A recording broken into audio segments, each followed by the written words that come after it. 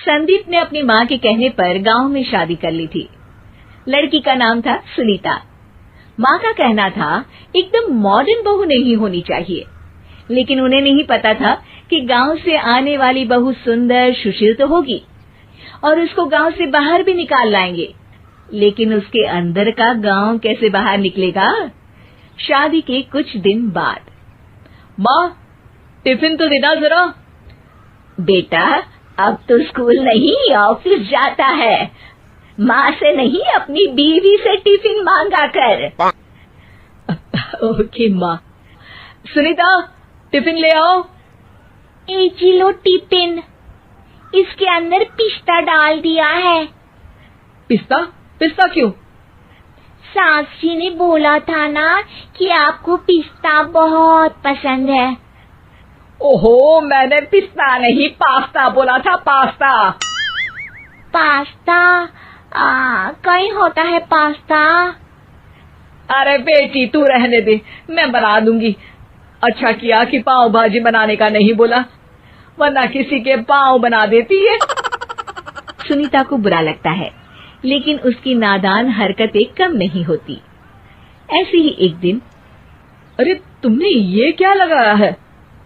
अरे आप वो फूस फूस करके लगाते हैं ना, वही। डियो? का दियो? किसको दियो? अरे वही ना जिससे खुशबू आती है। हाँ हाँ सही पकड़े हैं। अच्छा लेकर तो आना। कौन सा डियो लगाया तुमने? अभी लेकर आते हैं जी। संदीप की बात मानकर सुनीता अंदर से खुशबू वाला फुसफुस लेकर आती है। ओएमजी! ओएमजी मतलब ओ माय गणेश ना।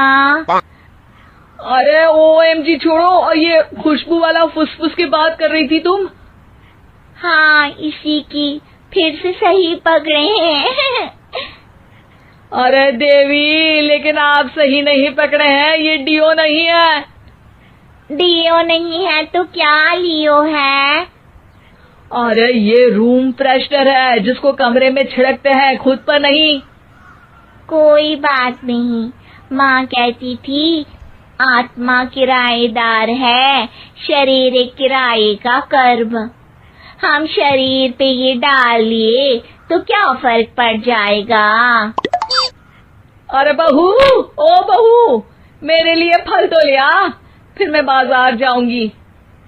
सुनीता अपनी सास के लिए फल लेकर आती है।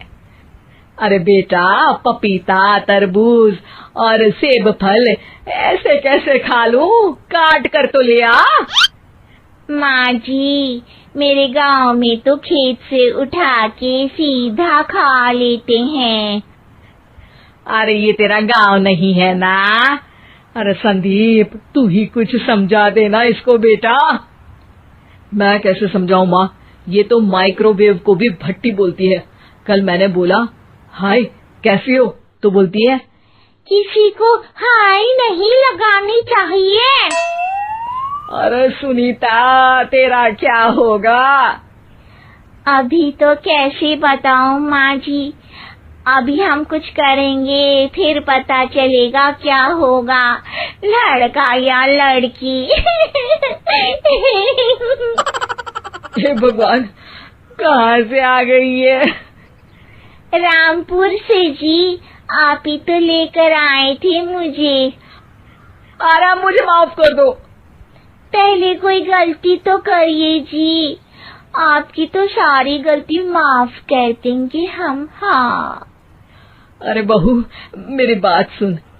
फल यानी कि फ्रूट जब भी लाए ना तो काट कर लाना, ठीक है? जी ठीक है माँ जी, फल यानी फ्रूट यानी काट के लाऊंगी। सुनीता रोज ही कोई ऐसी हरकत कर देती जिसकी वजह से उसे घर में दो बातें सुननी पड़ती। एक दिन, माँ मेरे बॉस घर पर आने वाले हैं शाम को, उनका बर्थडे है, फैमिली साथ नहीं रहती उनके, तो यही पार्टी कर लेंगे। उनको अच्छा लगा तो शायद मेरा प्रमोशन भी हो जाएगा। मैं ना फ्रूट केक लाकर फ्रिज में रख दूंगी और तेरे साथ आज खाना मैं बनाऊंगी, ताकि जब साहब आए तो खाने में कोई गड़बड़ ना हो। शाम को जब सारी तैयारियां हो जाती है, संदीप के साथ बड़े साहब भी घर आते हैं। फ्रूट केक तो ले आना बहू, फिर खाना खाएंगे। अरे इस सब की क्या जरूरत थी, आपने बुलाया वही काफी है। सर, आपका परिवार शहर में नहीं है तो हम ही आपके परिवार जैसे हैं सर।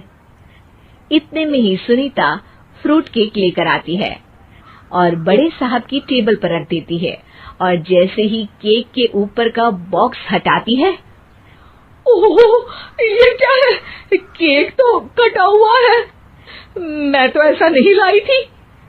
आप मुझे शाबाशी दे सकती है माँ जी, मैंने ही केक काट दिया। आपने कहा था ना, फल यानी फ्रूट यानी हमेशा काट के लाना, तो फ्रूट केक भी तो फ्रूट ही है ना, तो मैंने पहले ही काट लिया। हूँ ना मैं समझदार। अरे बहू, ये क्या किया?